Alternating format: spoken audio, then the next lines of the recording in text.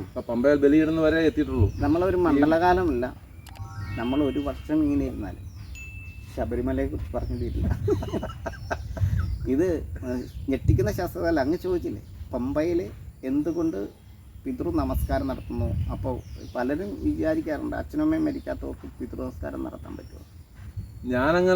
ഞാൻ അവിടുത്തെ ബലിയിടുന്ന ആളുമായിട്ട് വഴക്കുണ്ടാക്കിയിട്ടുണ്ട്. എൻ്റെ ആരും മരിച്ചിട്ടില്ലല്ലോ പറഞ്ഞു.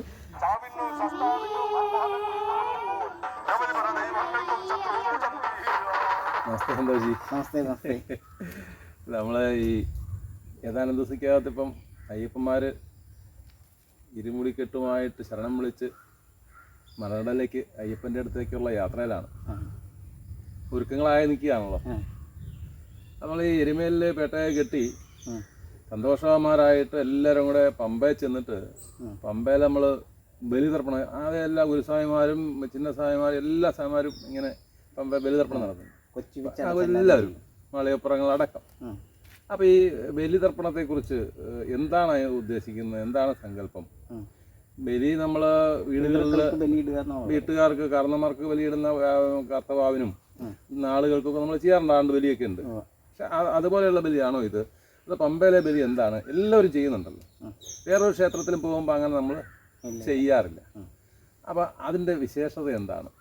ചെയ്യുമ്പോൾ ആളുകൾ അറിയണമല്ലോ എന്താണെന്നറിയും. എല്ലാ അയ്യപ്പ ഭക്തന്മാർക്കും നമസ്കാരം. സ്വാമി ശരണം അയ്യപ്പ. പമ്പയിലെ ബലി, അതിൻ്റെ പ്രാധാന്യം. പിതൃക്കൾക്കാണ് ബലി. ആരാണ് നമ്മുടെ പിതൃസ്ഥാനത്ത് എന്നുള്ളതാണ് വിഷയം.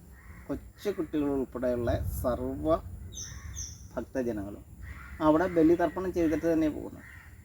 അപ്പോൾ നമ്മുടെ പിതൃസ്ഥാനത്ത് ആരാണെന്ന് അറിയുമ്പോഴാണ് ആ പിതൃക്കൾക്ക് വേണ്ടിയിട്ടുള്ള ബലി എന്താണ്, നമ്മൾ ചെയ്യേണ്ടത് എന്താണ്. പ്രായഭേദമില്ലാതെ സർവ്വ ഭക്തജനങ്ങളും മാളികപ്പുറവും അതുപോലെ തന്നെ ഗുരുസ്വാമിമാരും കന്യസ്വാമിമാരും എല്ലാവരും നമ്മൾ പമ്പയിൽ വന്നിട്ട് ബലിതർപ്പണം ചെയ്യും. പിതൃക്കൾക്കാണ് ബലി.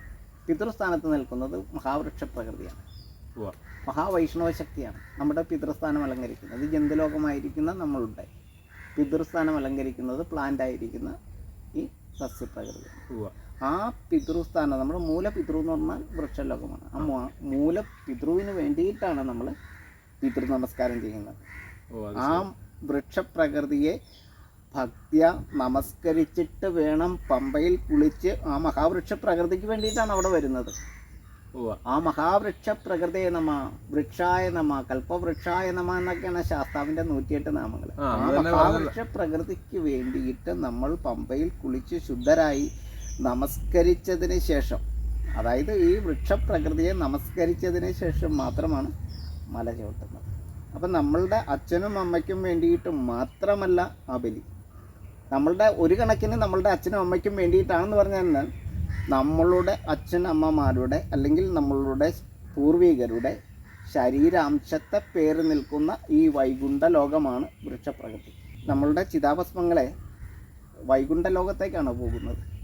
ചാരത്തെ, ആഷിനെ ആവാഹിക്കുന്നത് ജലത്താൽ, പാർവതിയാൽ ആ ഭൗതിക അവശിഷ്ടമായിരിക്കുന്ന ആ ചാരത്തെ, ആ ചിതാഭസ്മത്തെ സ്വീകരിക്കുന്നത് ഈ വൈകുണ്ഠ ലോകമായിരിക്കുന്ന ഈ വൈഷ്ണവ ശക്തിയാണ്. അതുകൊണ്ടാണ് നാരായണനിൽ ലയിക്കുക, വൈകുണ്ഠ ലോകം പോകുക എന്ന് പറഞ്ഞാൽ. അത് ഒരു വർഷം കൊണ്ട് തിരിച്ച് അത് ഇലകളായിട്ടെങ്കിലും ഈ ശൈവശക്തിയിൽ വീണ്ടും മണ്ണാവും, ശിവത്തിൽ ലയിക്കും. അവസാനം ശിവനിൽ തന്നെ എത്തും, മഹാദേവനെ തന്നെ ലയിക്കും. പാർവതി വിചാരിക്കണം ഒരു ചാരത്തെ, നമ്മുടെ ചിതാഭസ്മത്തെ പാർവതി വിചാരിച്ചാൽ മാത്രമാണ് ശിവൻ അത് ശരീരമാക്കി മാറ്റുകയുള്ളൂ. പാർവതി ആ ഭസ്മത്തെ നനച്ച് അത് വൈഷ്ണവം സ്വീകരിച്ച് ആ വൈഷ്ണവം വിചാരിച്ചാൽ മാത്രമാണ് ഇത് വീണ്ടും മണ്ണാവുകയുള്ളൂ.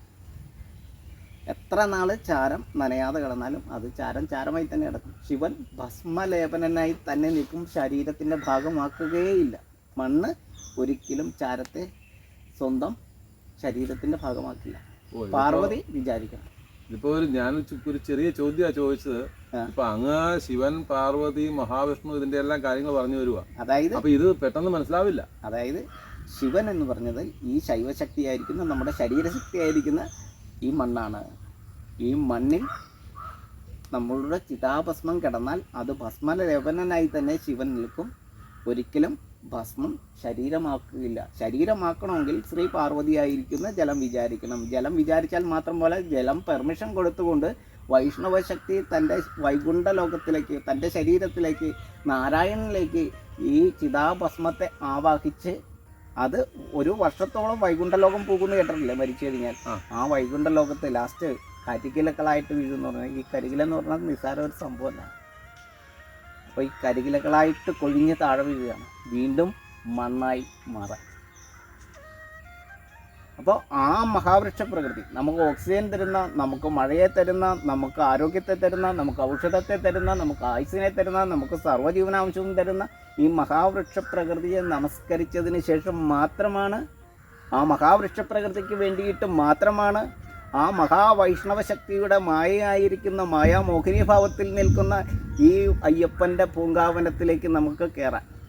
ഇപ്പോൾ എല്ലാ ഭക്തജനങ്ങളും അന്ധവിശ്വാസത്തെ പൂർണ്ണമായിട്ടും പമ്പയിൽ ഒഴുക്കിക്കളയുക. ശരിക്കും പറഞ്ഞാൽ ശരി, ശാസ്ത്രത്തിൽ വിലയം പ്രാപിക്കുവാൻ, ശാസ്ത്രവിശ്വാസികളാവാൻ, ഭാരതത്തിൻ്റെ അഭിമാനമായിരിക്കുന്ന ശ്രീധർമ്മശാസ്ത്രത്തിൽ വിലയം പ്രാപിക്കുവാൻ, ആയുധത്തെ ഉപേക്ഷിച്ച് ശാസ്ത്രത്തിൽ വിലയം പ്രാപിക്കുവാനായിട്ട് നമ്മൾ ആദ്യം ചെയ്യേണ്ടത്, നമ്മളുടെ ജീവനാംശം തരുന്നത് തരൂ തരൂ തരൂ എന്ന് പറയില്ലേ, തൊഴുതട്ട് നമ്മളെങ്ങനെ ഇരിക്കണേ, ഇങ്ങനെയായിരിക്കണം.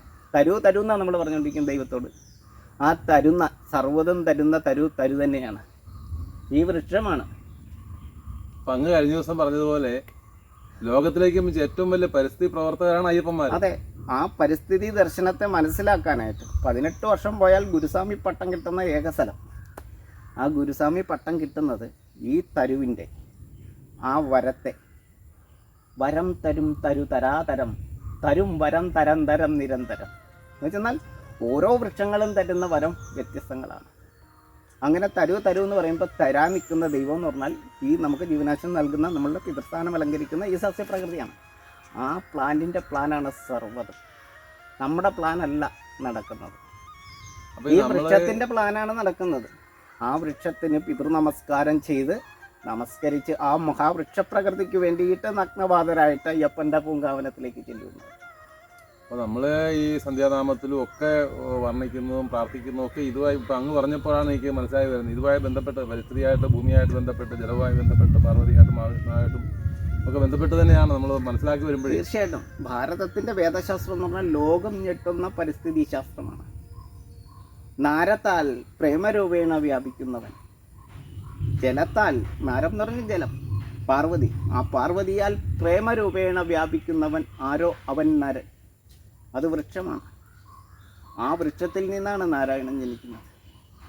അല്ല, അപ്പം നമ്മൾ കർണന്മാരൊക്കെ പറഞ്ഞ് ഉള്ളതേ, രാവിലെ എഴുന്നേൽക്കുമ്പം ഭൂമി തൊട്ട് വന്ദിക്കണം. ഭൂമി ഗുരുവാണ്, ശിവനാണ്. അതുപോലെ തന്നെ നമ്മൾ വൃത്തിയാക്കിയതിന് ശേഷം ജലം തളിക്കുന്നു പാർവതിയെ നിന്നു. അതായത് മണ്ണിലേക്ക് ജലം പതിക്കുമ്പോൾ ബ്രാഹ്മണ്യം ജനിക്കുന്നു, ബ്രഹ്മശക്തി ജനിക്കുന്നു. ബ്രാഹ്മണ്യം എന്ന് പറഞ്ഞാൽ ബ്രാഹ്മണ മതം എന്നല്ല അർത്ഥം, ബ്രാഹ്മണ ജാതി എന്നല്ല അർത്ഥം. അറിയാതെ അർത്ഥത്തെ മാറ്റി ഉപയോഗിച്ചാൽ ഇതെല്ലാം വേറെ രീതിയിൽ പോകും. ബ്രാഹ്മണ്യം ജനിക്കുന്നു, ബ്രഹ്മശക്തി ജനിക്കുന്നു. എങ്ങനെ ചെയ്യുമ്പോൾ മണ്ണിലേക്ക് ജലത്തെ ചേർത്ത് വയ്ക്കുമ്പോൾ അവിടെ കപില നിറം, അവിടെ ബ്രാഹ്മണ്യം ജനിക്കുന്നു.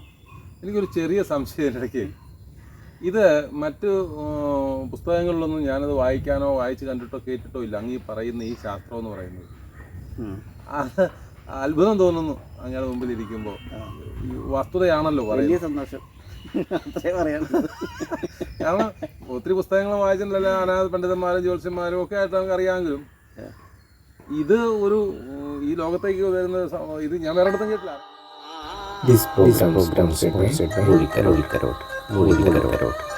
സ്റ്റാർ ഫർണിച്ചർ വടകര, കമ്പനി വിലയ്ക്ക് ഫർണിച്ചർ നമുക്ക് സ്വന്തമാക്കാം.